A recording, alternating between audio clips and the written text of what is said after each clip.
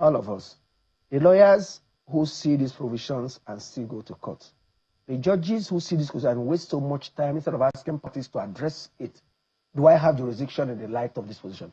I mean, one of the things you're taught as a law student is that law is in the bosom of the judge. So the judge is presumed to know the law. Yeah.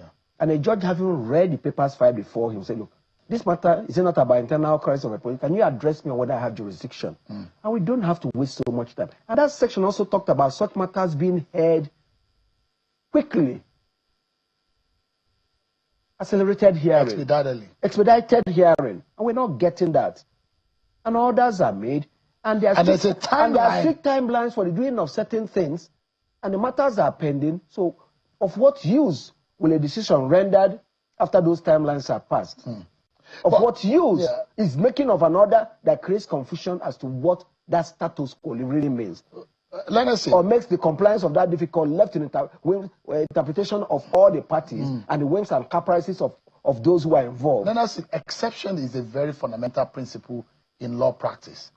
Are there exceptions to where courts can intervene in inter-party dispute? Well, I wouldn't know. If you look at the statute, it would appear that there isn't in internal crisis.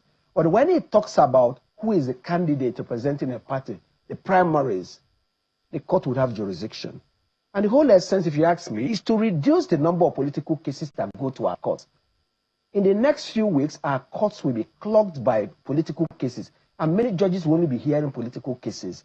And this is a country that has rising litigation, where the time it takes to file a case till you get judgments is increasing. And then all these things will snowball into appeals that may end up at the doorsteps of the Supreme Court. So the less the number of cases that get instituted in our courts that our judges are involved in, the less the pressure of work on them, and also the temptation for people to try to corrupt the judicial process to have their way.